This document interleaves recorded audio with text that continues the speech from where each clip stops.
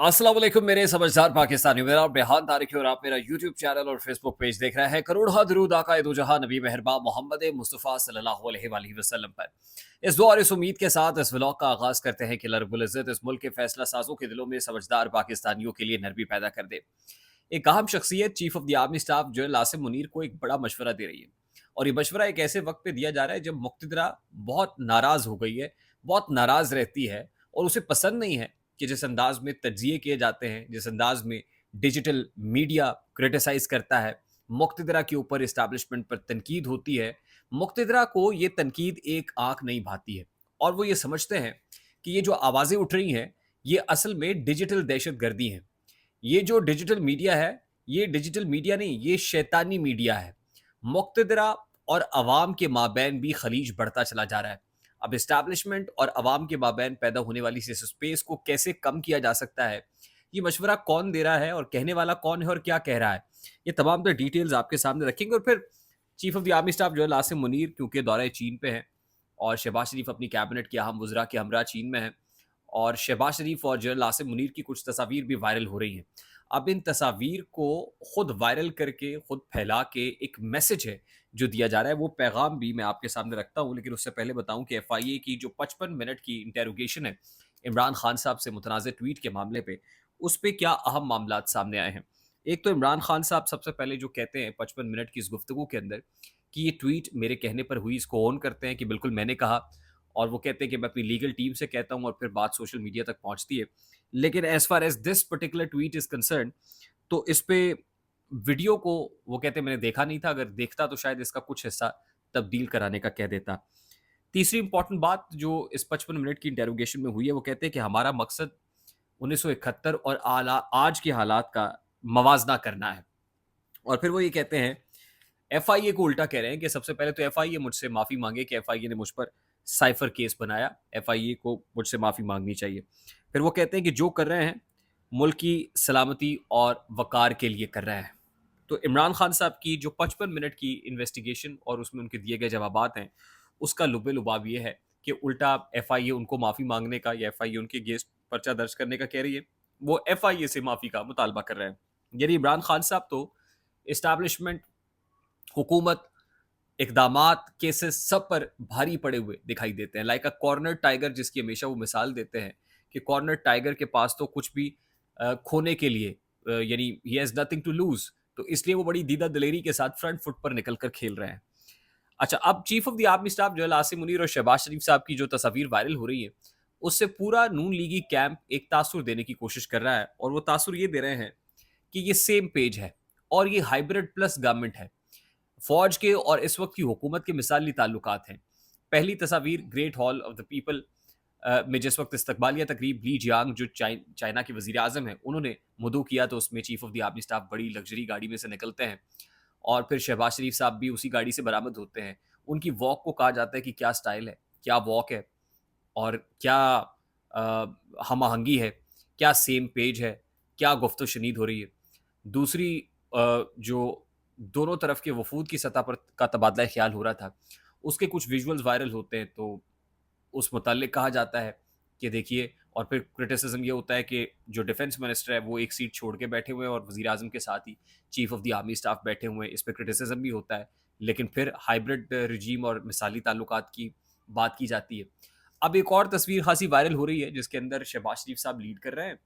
Chief of the army staff जो है आसिम मुनीर और शहबाज शरीफ साहब की पूरी कैबिनेट इस अंदाज में दिखाया गया है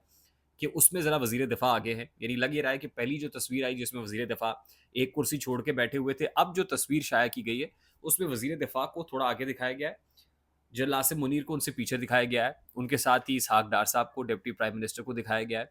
उसके साथ अता तारड़ और दीगर जो वफाकी वज़रा हैं वो मौजूद हैं, और पीछे एक ज़ाहिर है जो प्रोटोकॉल के जो स्टाफ के लोग मौजूद हैं, दोनों तरफ के, चीन के और पाकिस्तान के। तो इन तस्वीर से बताने की कोशिश की जा रही है, और एक ऐसे वक्त में ये नैरेटिव बिल्ड किया जा रहा है जब हाल ही में पंजाब असम्बली के अंदर नारे लगे कि कौन सा जर्नैल किस पॉलिटिकल पार्टी को बतौर बाप ओन करता है, ये कौन सी पॉलिटिकल पार्टी का बाप, कौन सा जर्नैल है। ये कहा गया कि जनरल ज़ियाउल हक पाकिस्तान मुस्लिम लीग नून के बाप हैं, ये नवाज शरीफ के अब्बू हैं, और इमरान खान से मुताल्लिक कहा गया कि जनरल बाजवा आपके वालिद हैं।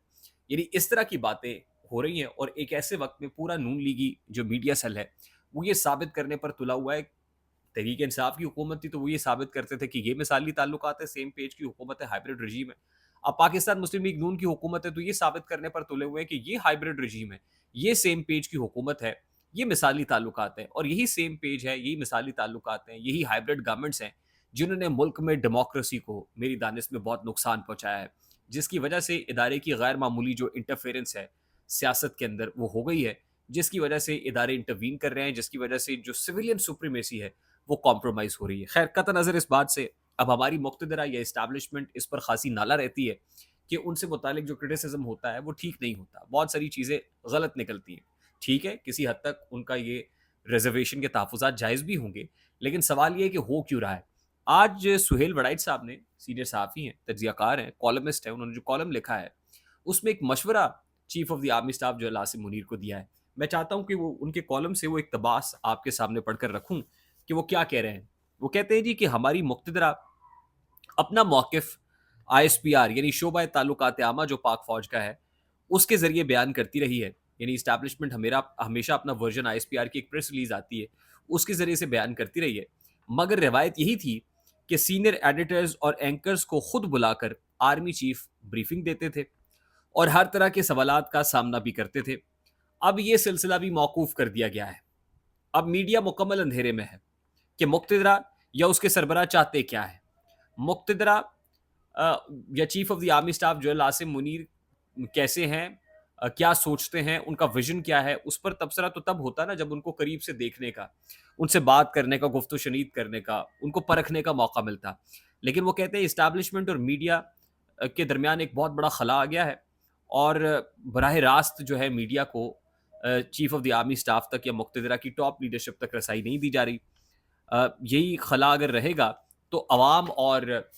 جو اسٹیبلشمنٹ ہے اس کے درمیان جو اس وقت دوریاں دکھائی دیتی ہیں وہ دوریاں یا گیپ برج نہیں ہو پائے گا.